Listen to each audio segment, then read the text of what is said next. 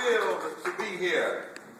Our founding fathers got it right when they said we hold these truths to be self-evident, that all men are created equal, that they are endowed by their Creator, and I didn't leave it out. Never will. We don't need to rewrite the Declaration of Independence. We don't need to rewrite the Constitution. We need to enforce the Constitution of the United States of America.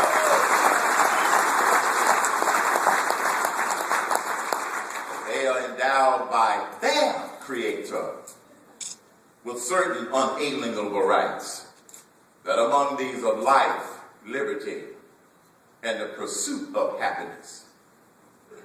Life, liberty, and the pursuit of happiness is what conservatives believe. But there's an element out there called liberals who believe that life should be controlled by another person who may want to kill that unborn baby. We don't believe that.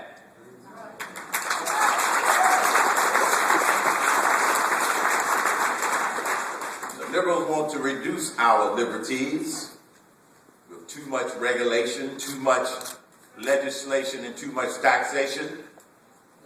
And the pursuit of happiness as a result of this liberal attack on America is making the pursuit of happiness more and more and more difficult. Our job, our task, is to make the pursuit of happiness real again. Not for us, but for our grandchildren. The last time I checked, see, it ain't about us. It's about the grandchildren. And the last time I checked on this American ideal called the pursuit of happiness, it didn't say anything about a Department of Happy in Washington, D.C. My dad didn't expect a Department of Happy when he walked off of that small farm. He had his belief in God, his belief in himself, and his belief in the greatest country in the world. And I have an announcement for the liberals. We are an exceptional nation, and we are going to keep it that way.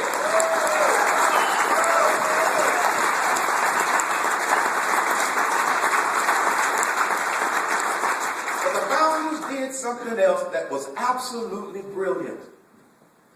I had a caller to my radio show one night. He called up and said, "Mr. Cain, I'm frustrated." I said, "Why are you frustrated?" "I'm frustrated, Mr. Cain, because I believe America is on the wrong track, and I don't know what to do." I said, "Well, are you familiar with the Declaration of Independence?" "Yes." "Do you have a copy?" "Yes." "Can you find that section that says life, liberty, and the pursuit of happiness?" He said, "Let me go get it. I can find it." He comes back real quick. And I said, "Now turn to that section that says life, liberty, and the pursuit of happiness." And when you get to that part, keep reading. Because it says, when any form of government becomes destructive of those ideals, it is the right of the people to alter or abolish them. We've got some altering and abolishing to do.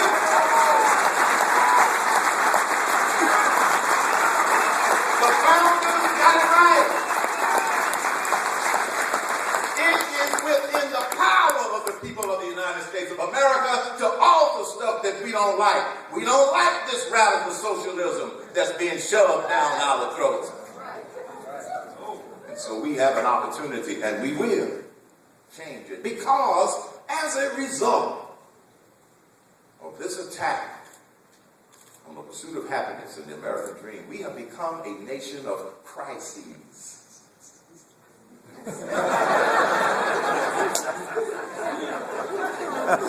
We have a moral crisis. We have a national security crisis. Does anybody in here know what our mission is in Libya? I don't. The American people don't know. We have an economic crisis. We have an entitlement spending crisis.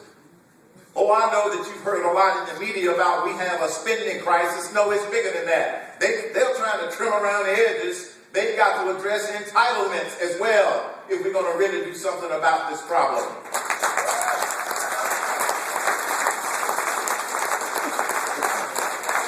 We have an energy crisis. The thing about it is, we have the resources to become energy independent. We have the resources. So it puzzles me why our president is in Brazil loaning them $2 billion and promising that we are going to be one of their best customers for oil. He's got it the other way around. We ought to develop our own oil right here. It's already here in the United States of America. Energy independence is a reality. It can happen if we get government out of the way. We have an immigration crisis. The reason that no progress has been made is quite simple. It's not one problem. It's 4 problems. One of the greatest things I learned being in business for over 40 years. I know it surprises some of you all that I have not been in politics at all. So I have no previous experience at all. Whenever a reporter says, but you've never held public office before. And I say, well, all of the people in Washington, D.C., they've held public office before. How's that working for you?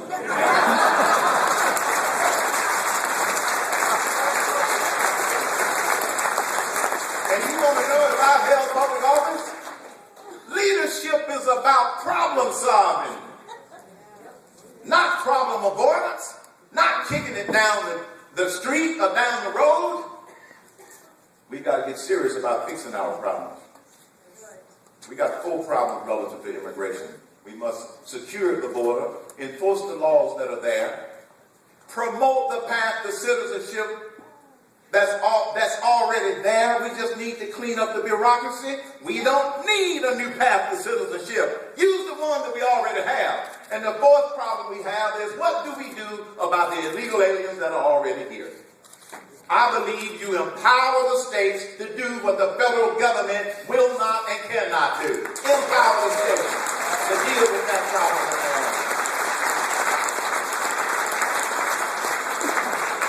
And it's real simple. Just take the federal immigration law, and when you get to the part that says the federal government, just add the phrase, or the states.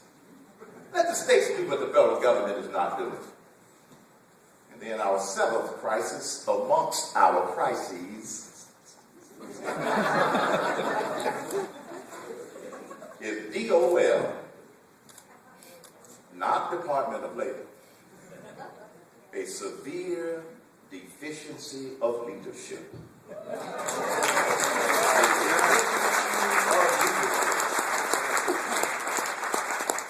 Let me tell you what leadership means to me and what it was when I was in corporate America, what it means to every successful CEO and what it means to every successful leader. Let me clarify something. We've got some great leaders in Washington, D.C., but we don't have enough of them. Representative Steve King is one of them. And I mean that. And I'm not just saying because you're the host. Senator Jim DeMint is another one of the strong leaders we have in Washington, D.C. But we need the right leadership in the White House in 2012, and that's why I'm here.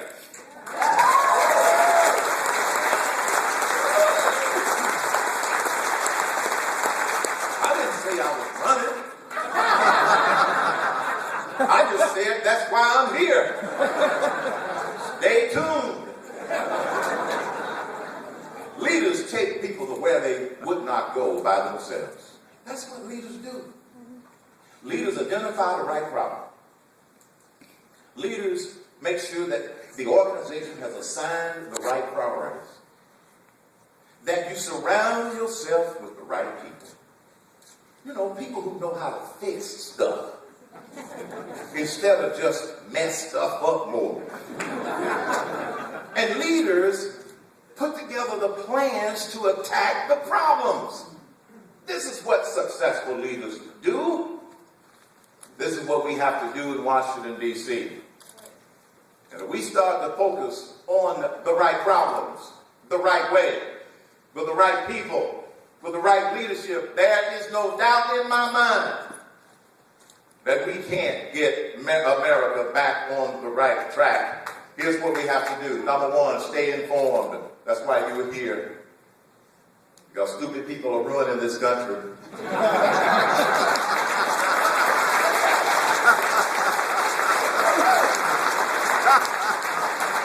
You all have noticed that I don't try to be politically correct. I'm just trying to be correct.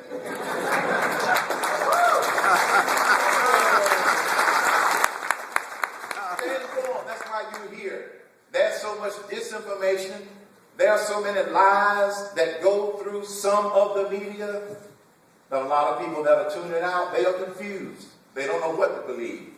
You and I have to be the educators to help open people's eyes when they were listening. And as I was telling an audience last night in New Hampshire, look, we're not going to save all of the liberals out there.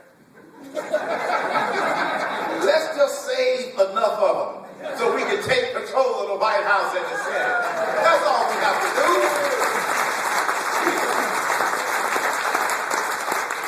Save the savable. Let's save the savable. Now let me give you 3 tips on how to have a conversation with a liberal that will listen. I discovered this being on the radio, and they would call me up and they would challenge me, Dean, on something that I would have said. Liberals, I have figured out, they only have 3 tactics. Now, their objective in every case is destruction of something that we believe in. But they only have 3 tactics.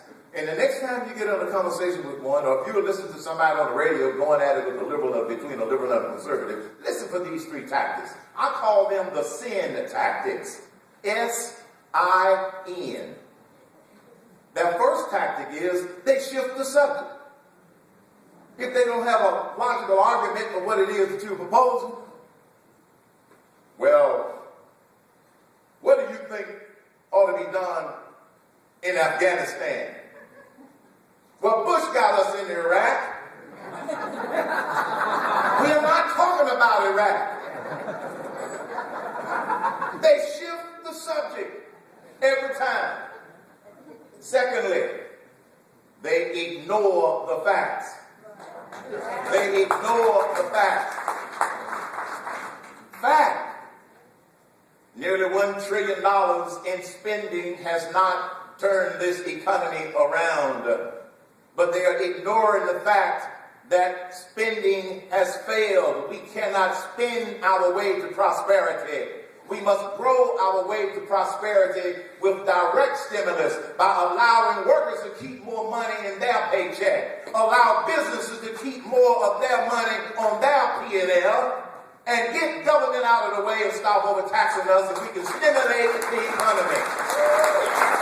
That's direct stimulus, not indirect stimulus. They ignore the facts. President Obama sold the American people, at least he did sell all of us, on the stimulus spending by saying a lot of it was going to be used for shovel-ready projects. Then a year and a half later, had the audacity to say there's no such thing as shovel-ready projects. How stupid does he believe we are? We ain't that stupid. It is an insult to the American people. They ignore the facts. Unemployment is going to come down to below 8%. No, it hasn't. This economy is in a recovery. No, it's not. It has stabilized. You want to know why it has stabilized? Because I sit on 3 corporate boards. I used to, in a way, until last week. You see, when you consider running for president, you become unemployed. I'm now an unemployed individual, folks, in a presidential exploratory mode, but I don't regret it at all. Let me tell you what corporations were doing. They were on a productivity blitz, and they succeeded at stabilizing this economy. They don't have any more fat to cut. in the next 2 years. So don't buy the rhetoric that things are okay and this economic growth is going to take off. It's not going to happen. So they ignore the fact that this economy is not truly on a turnaround. Not when our GDP growth last year was 2.6%. The year before that, annualized, it was 2.1. And when China is growing at 10% per year on a smaller base, in 15 to 20 years, they're going to have a GDP the same as ours. I consider that a national security threat. We have got to outgrow China, not sing kumbaya with them.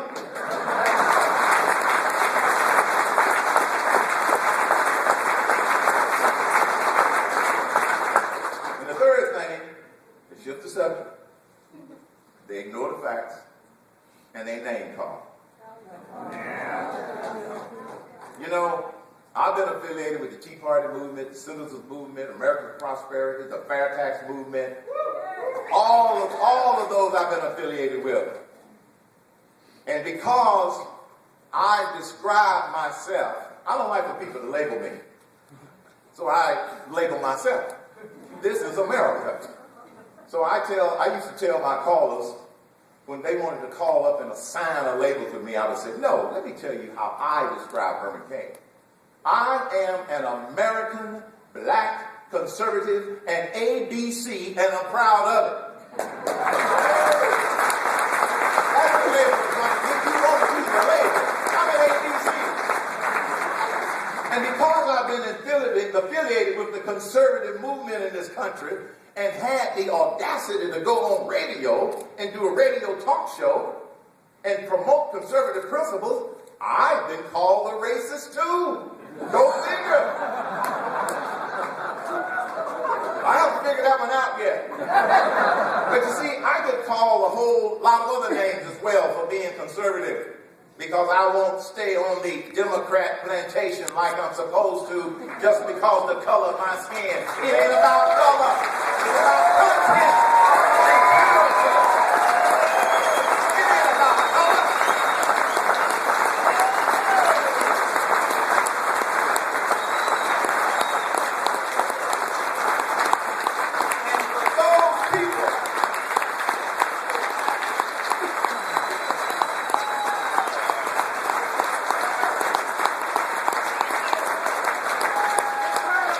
And for those people who believe that just because you disagree with the president, that makes you a racist, I have two observations for you.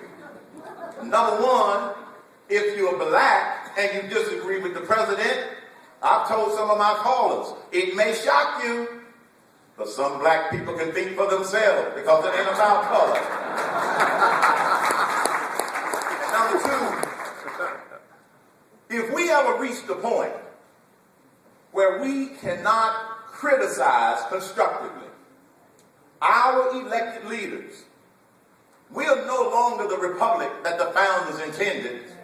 We have become a nation of tyranny, and some of us are not going to let that happen on our watch. I'm not going to let it happen.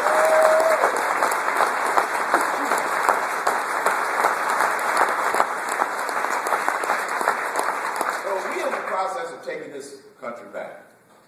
We're going to take back the Senate in 2012. We're going to take back the White House. We got to stay informed, stay involved, and stay inspired. You see, the liberals want us to believe we can't take it back. But you see, on November the 2nd, we showed them that the movement is on. Game on.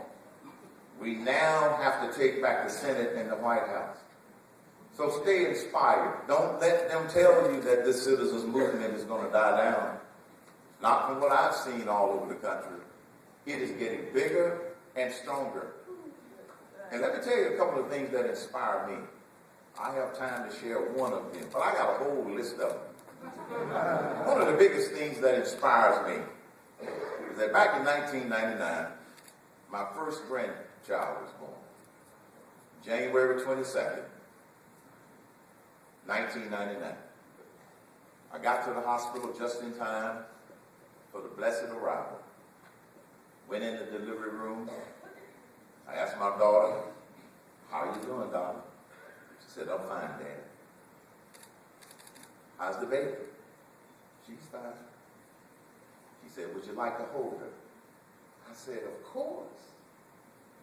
I took this little 15-minute-old baby in my arms, looked in that face, and the first thought that crossed my mind was, what do I do to make this a better world? That was 12 years ago. And then a few months ago, I had finished a long board meeting with one of the companies that I served with. And my good friend Joel was taking me to the airport to catch a plane to go do another speech at another tea party or another rally. I was tired. I was hungry. And I said to my good friend Joel, Joel, have I lost my mind thinking about running for president of the United States? He said, no. I would be going home, being comfortable, like everybody else. He says, no, you haven't lost your mind. Then he reminded me of Matthew 25:4, where we are all asked to use our talents to the best of our ability. And then 5 seconds later, right after I was complaining, I got a text from my granddaughter. Love you, Papa. I said, take me on to the airport, Joel. I got my second win.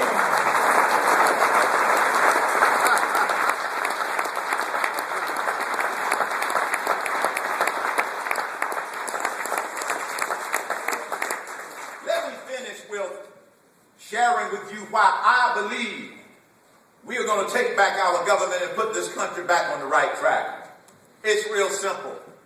The founding fathers did their job. It is now up to us to be the defending fathers of the greatest country in the world.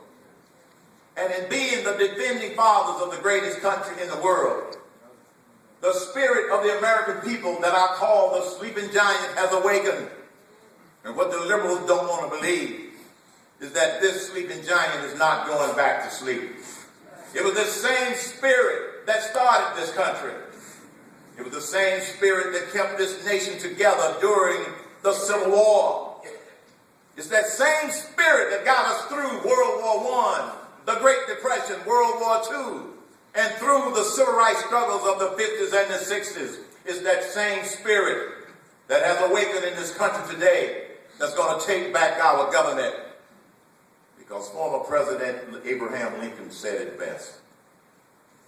America is never going to be destroyed from the outside. If we falter and lose our freedoms, we will have destroyed ourselves. We have an announcement for all of the liberals. The United States of America is not going to become the United States of Europe, not on our watch.